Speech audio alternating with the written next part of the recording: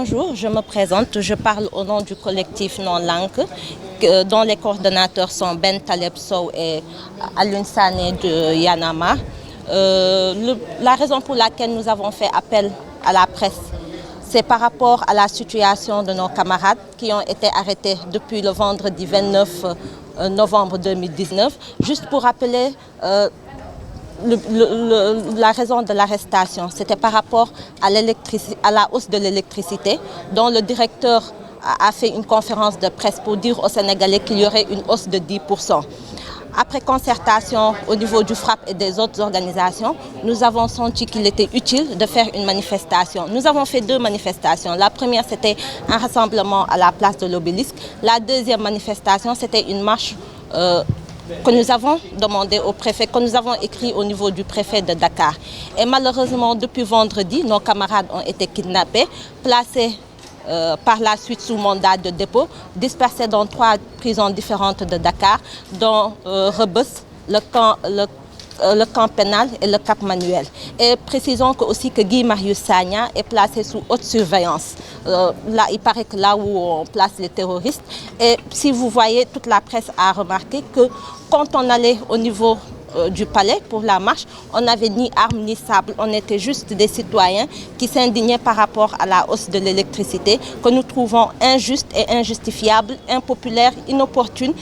Et malheureusement, nous avons dit tout haut ce que les Sénégalais pensent tout bas chez eux. Apparemment, nous ne sommes pas d'accord parce qu'il faut rappeler que l'ancien DG, il a eu à tenir une conférence de presse le 12 janvier à Paris. Disons que la boîte se sentait très bien, qu'ils ont fait un chiffre d'affaires de 30 milliards, qu'ils sont prêts à vendre à la sous-région et que même en 2019, il y aurait une baisse d'électricité. Qu'est-ce qui a changé entre-temps? Qu'est-ce qui a changé dans les 1 an? Pourquoi ils reviennent et nous dire qu'il y a une perte de 12 milliards? Est-ce que nous n'avons pas payé le courant? Est-ce qu'il y a des Sénégalais qui n'ont pas respecté leurs factures? Est-ce qu'il y a eu des détournements au niveau de la boîte de la Sénélec? Qu'est-ce qui se passe? Est-ce que c'est nous qui devons payer les erreurs de l'État du Sénégal? Une politique qui n'est du tout pas basée qui n'est du tout pas basée sur la vérité. Une politique économique qui ne vaut rien. Est-ce que c'est à nous de payer les dettes que l'État a eu à contracter avec la boîte? Et nous disons non, ce n'est pas à nous. Nous voyons que le HTCT, le TER, le BRT et tous ces gouffres à milliards, pourquoi ils ne vont pas prendre là-bas et combler, soi-disant, la dette des 12 milliards? Je pense que les Sénégalais sont assez fatigués. Vous savez comment le débat de l'eau est sur la place publique. Nous devons, les bases primaires, on n'arrive pas à satisfaire cela. Et là, on veut de plus voler les Sénégalais par rapport à une dette dont nous ne sommes du tout pas responsables. Raison pour laquelle que ce collectif est né, Non Lank Non Bagne, et nous comptons dire à la presse nationale et internationale que nous organisons une grande marche le 13 à la place de l'Obélisque pour dire non à cette hausse de l'électricité. Nous ne sommes pas d'accord, nous ne payerons pas une politique économique qui n'est basée que sur du faux. Il faut dire aussi que les Sénégalais ne peuvent pas payer pour les conséquences de la malgouvernance d'un régime qui est dans du tâtonnement, dans des dépenses de prestige, dans de l'approximation, mais aussi et surtout dans un régime qui peine à assainir les finances publiques. Nous avons vu ce qui se passe aujourd'hui dans ce pays. Vous avez vu tous ces rapports de corps de contrôle de l'État qui ont épinglé des personnes qui sont supposées gérer des sociétés nationales, des agences de l'État et des ministères qui ont fait des détournements à coût de milliards.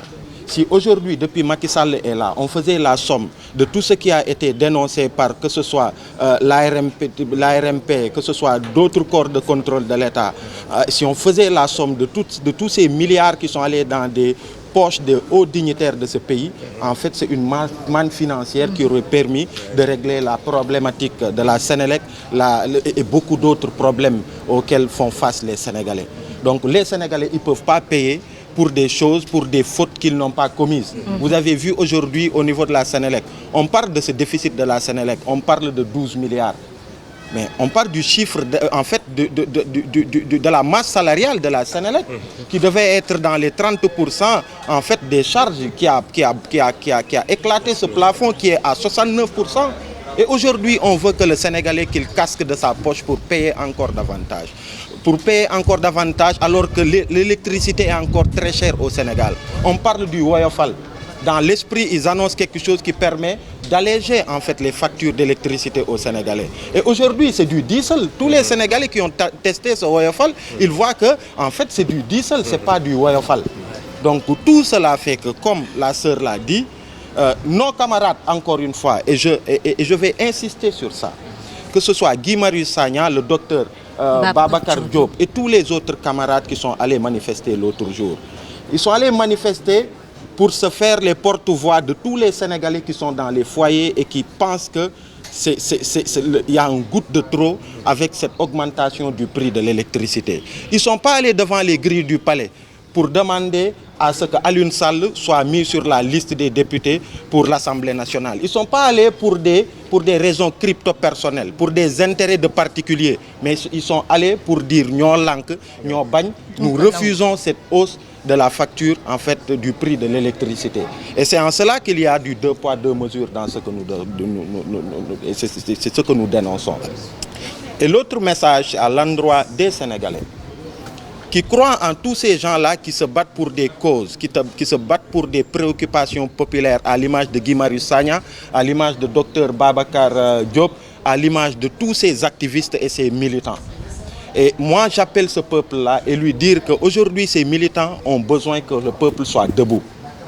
Si cette question-là, elle passe et que ces jeunes, ces camarades, ils restent en prison au vu et au su de tout le monde, ça sera compliqué pour le reste. Macky Sall dina tek benen djego di tek yenen djego di note askan wi di ko gëna note lolu on ne doit pas l'accepter. Donc nous appelons à cette grande mobilisation, cette marche du vendredi 13 décembre prochain, Inch'Allah, qui partirait de la place de la Nation avec comme point de chute le rond-point de la RTS. Nous appelons tous les Sénégalais dans cette marche-là. Nous avons fait tout ce qu'il fallait comme démarche administrative, comme Guy et consorts l'avaient fait aussi. Donc nous espérons que les autorités seront à la hauteur parce que c'est le peuple qui veut s'exprimer ce jour-là pour dire que ñoo lank, ñoo bañ, nous ne voulons pas de cette hausse du prix de l'électricité.